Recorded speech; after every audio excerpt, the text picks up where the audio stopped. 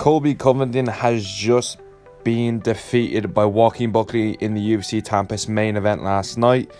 Rough night in the office for Colby Covington, to say the least. The dude was compromised by a cut early on. Ended up being a doctor stoppage that finished the fight. Seen a lot of controversy online over the doctor stoppage. I really don't see it being that big of a deal, to be quite honest with you. Like Colby's face was fucking mangled, bro. His face was more red than fucking white. Like, the dude was badly compromised. Buckley wasn't slowing down either. That was the thing. Colby had no offense in this fight. It was really weird. Like, usually when we see Colby strike, he'd usually let his hands go a good bit, but he was very just defensively mindseted in this fight, and it wasn't even a good defense. Like, he was getting the shit kicked out of him, like, badly. Okay, badly.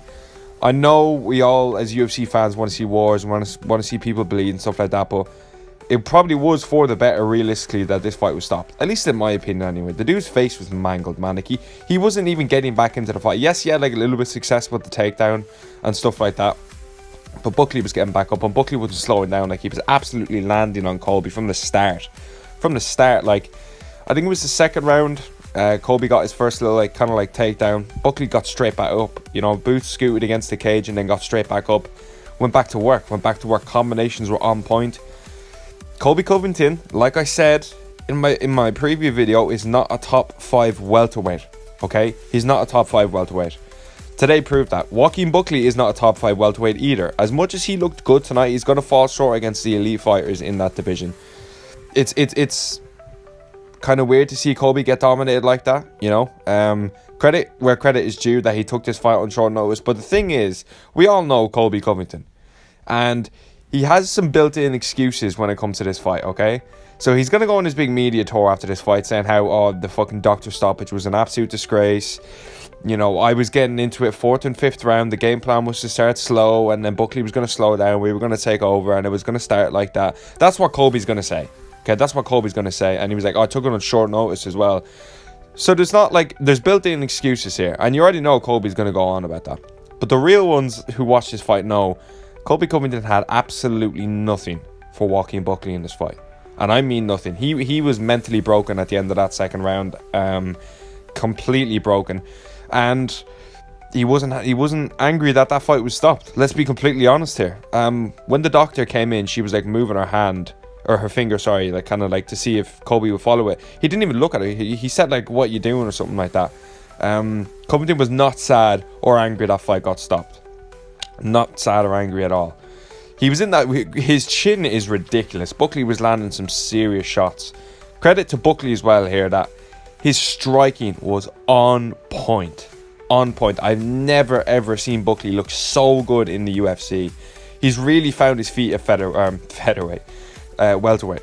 He's a true welterweight. That step down from middleweight was absolutely crucial. So good to see Buckley in this division, because he draws eyes, like he's coming in there to finish you or get finished. I respect it. I respect him. And I like Buckley for this division. Adds a good bit of flair to it. What's next for Buckley? The endless possibilities. Welterweight's really stacked right now. We got Usman. He called out Usman there. We got JDM, Shavkat, Ian Gary, all these boys, Brady, Leon, they're all in the mix. Shavkat's going to be fighting Bilal, so we don't really need to worry about him. But I think Ian Gary versus Buckley makes sense. Okay? I think Ian versus Buckley makes sense. Rerun that fight. It was originally meant to be last night. How would that fight have went? With Buckley looking like that, he could have had some success against Ian Gary. Okay? Because he really shocked me how good he looked. Okay? We've never, ever seen anyone do that to Colby Covington. Okay? When Leon Edwards beat him, it was a decision fight. Okay? We all know Leon Edwards is an absolute decision merchant. When Usman fought him, when Kamaru Usman fought him, both decisions, well, I suppose the first fight he stopped him, but it was controversial stoppage, and then the second fight was a lackluster decision.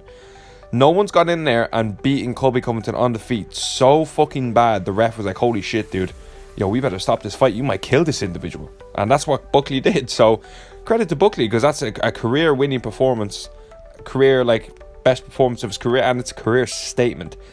So I'm really happy for Buckley with that one. Welterweight is absolutely flowing.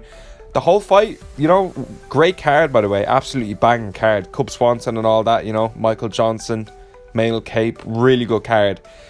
The whole fight itself, I really just felt Buckley was in control everywhere. You know, I just felt like it was going to get worse for Colby as the fight went on. Like, he had some success. He had moments on the feet. Like, he was landing some combinations down again. But honestly, just thought he was just getting hit so much. And he wasn't even defensively sound. Like, the cut came from, like, an uppercut, I think, when he was diving in for a takedown. Buckley caught him nicely. And Buckley had such good takedown defense. I actually predicted this fight really well. Very happy with that. And I don't know if Buckley's slowing down in that fight, man. I don't know that he is. Colby didn't seem to really get going at all. You know, not at all. Couldn't get into first gear. It looked.